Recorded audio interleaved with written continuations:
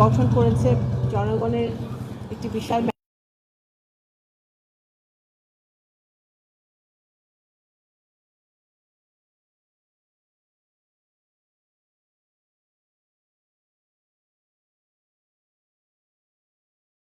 কর্মকর্তারা আছেন। তো আমরা আজকে এসেছিলাম রোহিঙ্গা ক্যাম্প ভিজিট করতে, রোহিঙ্গা ক্যাম্পের বিভিন্ন সমস্যাগুলো দেখতে। কোথায় আমাদের এখানে আপনারা জানেন ইউএন এজেন্সি, ইন্টারন্যাশনাল এজেন্সি, আমাদের বাংলাদেশি এনজিও, বহু ইন্টারন্যাশনাল এজেন্সি এখানে বহু বছর ধরে কাজ করছে, 2017 থেকে কাজ করছে এখানে।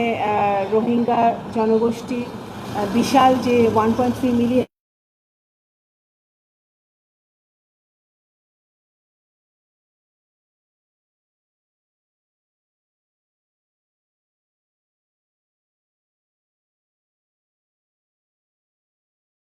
কিছু কী অবস্থা সেগুলো দেখার জন্য আমরা এসেছি। আপনারা জানেন যে আমরা সকলে জানি যে এটা একটা বাংলাদেশের জন্য, সারা পৃথিবীর জন্য একটা আন্তর্জাতিক সমস্যা। তো বিএনপি যতবারই সরকারে এসেছে বিগত দিনে, শহীদ রাষ্ট্রপতি জিয়াউর রহমানের সময় থেকে শুরু করে দেশনেত্রী বেগম খালেদা জিয়ার সময়, দুইবার আমরা সাকসেসফুলি আমরা রোহিঙ্গা জনগোষ্ঠীকে রিপ্যাট্রিয়েশন করতে পেরেছিলাম সম্মানের সাথে, সিকিউরিটির সাথে।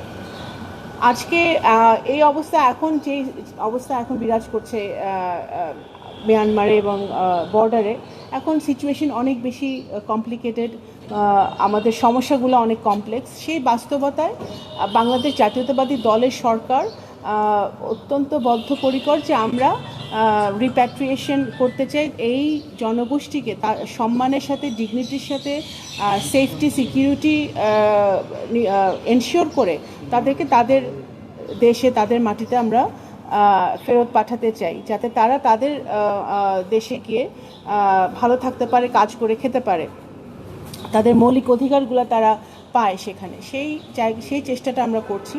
তা বাংলাদেশ সরকার ইতিমধ্যেই মিয়ানমারের সরকার, আরাকান আর্মি, বিভিন্ন স্টেক হোল্ডার যারা আছে তাদের সাথে আমরা এঙ্গেজমেন্ট করছি, যোগাযোগ করছি, বিভিন্ন দেশের সাথে আমরা যোগাযোগ করছি, কথা বলছি যাতে রোহিঙ্গা সমস্যাটা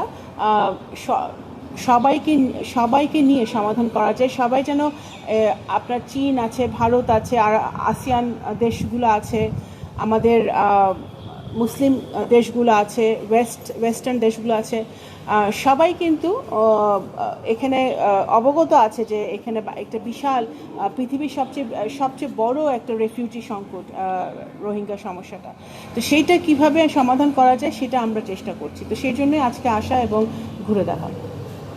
তো সম্প্রতিকালে তো নন স্টেট একটা পার্টি আছে, তাদের সাথে কি নেগোসিয়েশনের একটা বিষয় একটু দেখুন, এই সমস্যাটা যেমন ডিপ্লোম্যাটিক সেরকম রাজনৈতিক। এখানে শুধু ডিপ্লোমেসি দিয়ে বা শুধু পলিটিক্স দিয়ে এই সমস্যার সমাধান হবে না, এটা মাল্টিল্যাটারালি এই সমস্যার সমাধান খুঁজতে হবে। তো সেই জায়গাটা থেকে আমরা সকল স্টেক হোল্ডারদের সাথে, আমি যেটা ইতিপূর্বেই বলেছি, সকল স্টেক হোল্ডারের সাথে আমাদের এঙ্গেজমেন্ট হচ্ছে, ডায়ালগ হচ্ছে, সেটা যাতে আমরা একবারে তো হবে না, ধীরে ধীরে যাতে রিপ্যাট্রিয়েশনটা আমরা শুরু করতে পারি।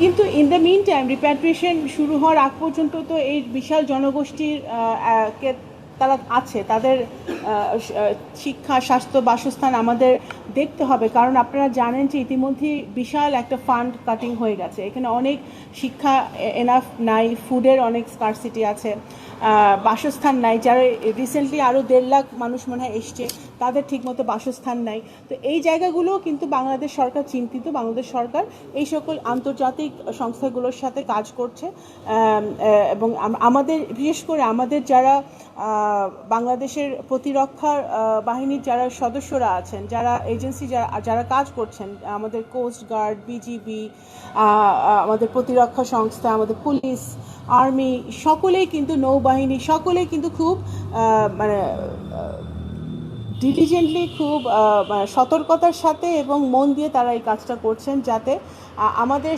সার্বভৌমত্ব ঠিক রেখে, আমাদের বর্ডারটা যতটুকু নিরাপদ রাখা যায় সেটা ঠিক রেখে, যাতে আমরা এই রোহিঙ্গা জনগোষ্ঠীকে নিরাপদে রাখতে পারি যতদিন না তাদেরকে আমরা ফেরত পাঠাতে পারছি। তো এই কাজটা সকলেই ঠিকমতো করছে। তো বাংলাদেশ সরকার কাজ চালিয়ে যাচ্ছে ইনশাল্লাহ। আমরা আশা করব যে আমাদের যে কাজটা শুরু হয়েছে সেটার একটা সুফল আমরা ভবিষ্যতে দেখতে পারবো এবং রিপ্যাট্রিয়েশন শুরু হবে। রোহিঙ্গা জনগোষ্ঠীর জন্য যে আন্তর্জাতিক সহায়তা জিআরপি, এটা তো মানে আমরা শুরু থেকে দেখে আসছি যে আস্তে আস্তে কমে আসতেছে, মানে এটা অনেকটা 15% বা বছর আরও বেশি, আরও কম। এটা বাড়ানোর ক্ষেত্রে এটা আমরা কথা বলছি, আমরা আন্তর্জাতিক সংস্থাগুলোর সাথে কথা বলছি, ডোনারদের সাথে কথা বলছি, আবার এটা বাড়ানো যায় নাকি। কারণ আপনারা খেয়াল করবেন যে এত কিছু ঘটছে পৃথিবীতে, এত যুদ্ধ সব জায়গায় হচ্ছে যে রোহিঙ্গা সমস্যাটা চাপা পড়ে যাচ্ছে, কিন্তু রোহিঙ্গা সমস্যাটা রেলেভেন্ট এবং রোহিঙ্গা সমস্যাটা বাস্তব, এটা রিয়ালিটি পৃথিবীর জন্য, বাংলাদেশের জন্য, এবং বাংলাদেশের অর্থনীতির উপর একটা বিশাল চাপ, বাংলাদেশের পপুলেশনের উপর একটা চাপ। সেই জায়গাটা থেকে আমরা মানবিক দৃষ্টিকোণ থেকে সব কিছু দেখছি, আমরা একটা মানবিক রাষ্ট্র, মানবিক সরকার, মানবিক দৃষ্টিকোণ থেকে সব কিছু দেখছি এবং ভবিষ্যতে দেখব।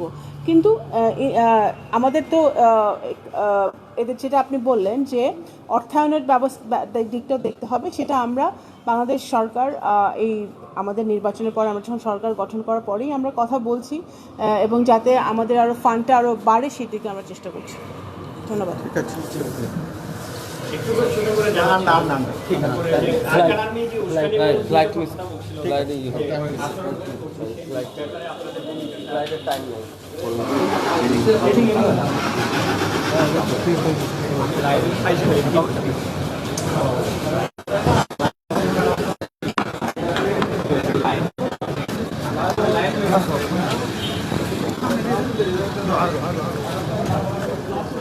Abu Mas কাটে না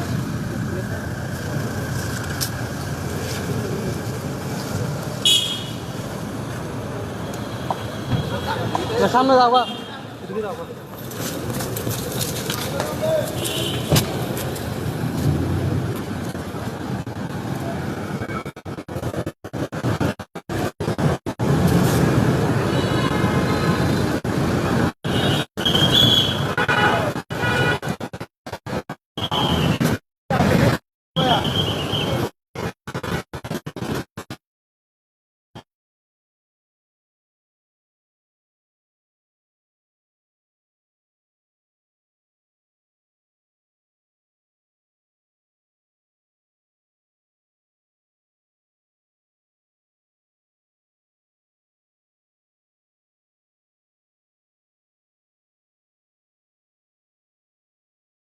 দর্শক, আপনারা নিশ্চয়ই দেখছিলেন আজকে পররাষ্ট্র প্রতিমন্ত্রী শামা আবুয়াত আসছিলেন। একটু আগে তিনি গণমাধ্যমের সাথে কথা বলছিলেন, সে সাথে তিনি সেখানে বেশ কিছু তথ্য উল্লেখ করেছেন এবং রোহিঙ্গা ক্যাম্প এর আগে তিনি পরিদর্শন করেছেন।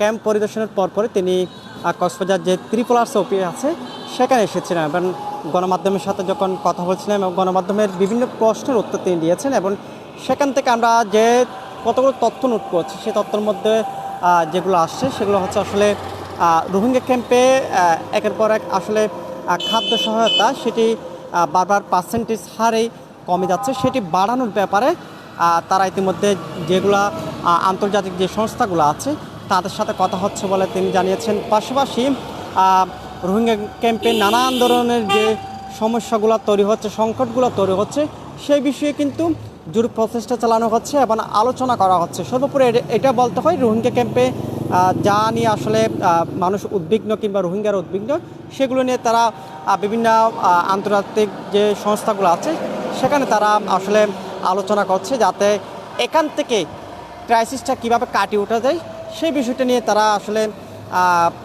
পর্যালোচনা করছে এবং এটি যাতে একটা সুফল বয়ে আনে সে বিষয়ে তারা জোর প্রচেষ্টা চালাচ্ছে বলে আমরা জানতে পেরেছি। আমরা এতক্ষণ পর্যন্ত লাইভের মাধ্যমে আপনাদের এই বিষয়গুলো জানার চেষ্টা করছিলাম।